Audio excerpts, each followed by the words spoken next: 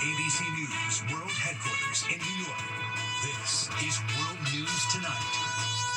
Good evening. Thanks for joining us on this Saturday. I'm Whit Johnson. We have breaking news as we come on the air tonight. A major tornado outbreak across the South. More than 24 people killed and the death toll climbing. An especially dangerous situation right now. Multiple tornadoes in Mississippi and a tornado watch issued for much of that state and parts of Louisiana and Alabama. The tornadoes leaving a trail of destruction with homes and businesses flattened as emergency crews race to rescue the injured. Dramatic video capturing the moment the tornado hit Tylertown, Mississippi. People seen running for safety. And this drone video showing the scope of the destruction across Missouri. One witness saying it looks like a bomb exploded. The same system triggering a state of emergency in Oklahoma. Gusty winds fueling more than 130 wildfires statewide. In the Midwest and the South, at least 30 twisters reported across 6 states. We have team coverage tonight. Let's get right to ABC's chief meteorologist, Ginger Zee, in Birmingham, Alabama. And Ginger, the threat is far from over.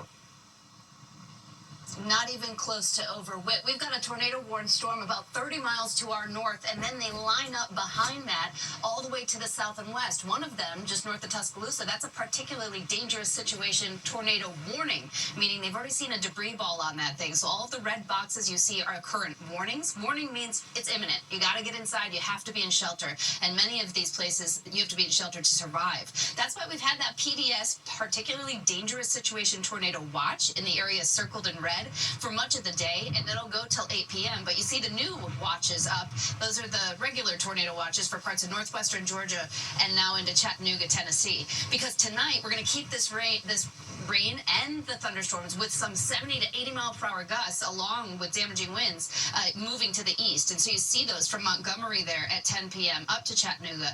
Atlanta getting it, say, between 1 a.m. and 3 a.m. So this is a long night ahead. Tomorrow we'll have damaging winds from Washington, D.C. to Jacksonville, Florida. But this is something we'll be watching the next few hours because this storm has already showed us what it can do. Tonight, the rare high risk and alert issued for violent long-track tornadoes in the Deep South. Mississippi and Alabama in the bullseye. A tornado emergency declared just west of Hattiesburg. This is probably at least an EF3 tornado. It could be an EF4. We're picking up winds well up over 100 miles per hour. Homes and other buildings ripped apart, trees splintered into toothpicks, stripped of their branches. More than 30 tornadoes reported across 6 states. North of Jackson, Mississippi, a race to reach the injured after a twister tore through the community of Elliott. The tornado sirens still sounding. Okay, guys, we're here. Okay, everything's okay. First responders carrying this person away in a stretcher. People embracing and carrying pets. In central Missouri, a father and son caught in a twister at a Rolla gas station. Look at all that debris.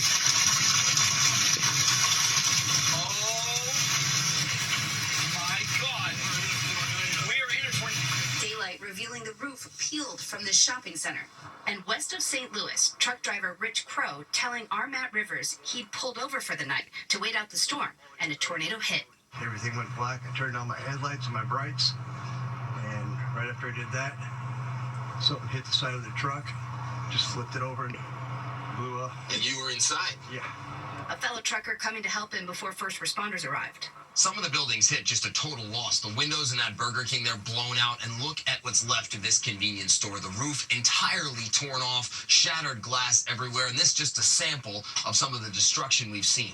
All part of a major cross-country storm that has already claimed at least 28 lives.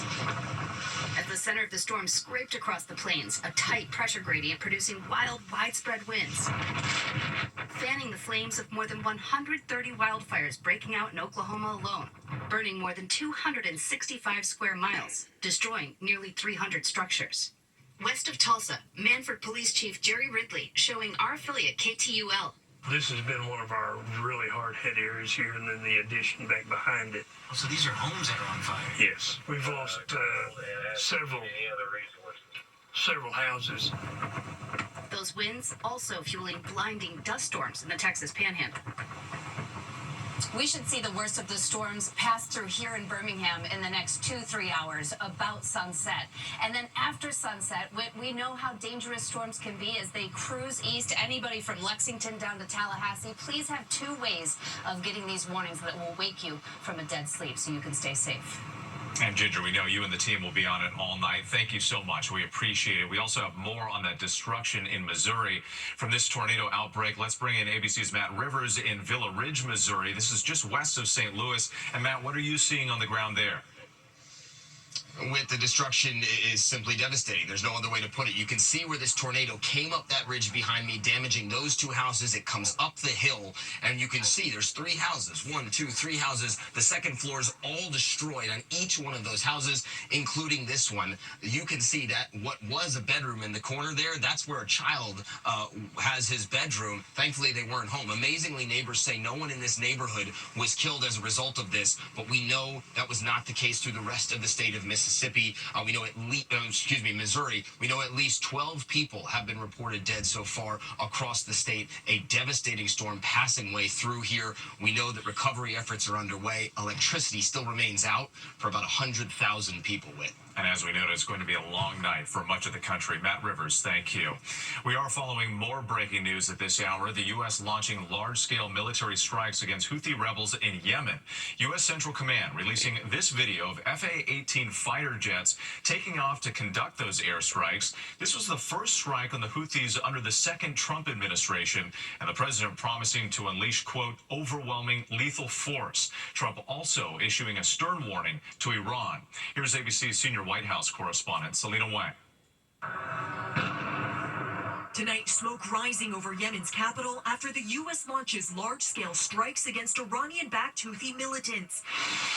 So far, the largest and most significant military action of President Trump's second term. Trump saying the Houthis have waged an unrelenting campaign of piracy, violence, and terrorism against American and other ships, aircraft, and drones.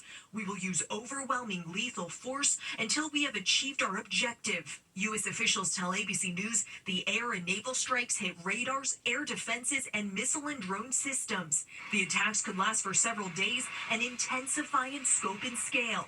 A spokesperson for Yemen's Ministry of Health says at least 9 people have been killed and 9 more injured in tonight's strikes, claiming most of the casualties were civilians. The American aggression on Yemen is a criminal escalation that will not break the resolve of the Yemeni people and will only increase their determination to support Gaza and the resistance. Since the Hamas assault in Israel in October 2023, the Houthis have launched more than 100 attacks on vessels in the Red Sea. Trump now warning the Houthis the attacks must stop or hell will rain down upon you like nothing you've ever seen before. And sending a stark message to Iran, demanding they end support for the Houthis immediately. Clearly, the intended audience here was Iran. The Trump administration has made it clear that they want the Iranians to negotiate an end to their nuclear program. And if they don't, there could be military action like we saw tonight directly against Iran.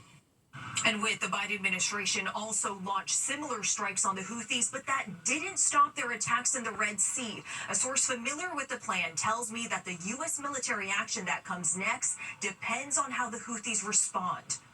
Selena Wang at the White House. Thank you.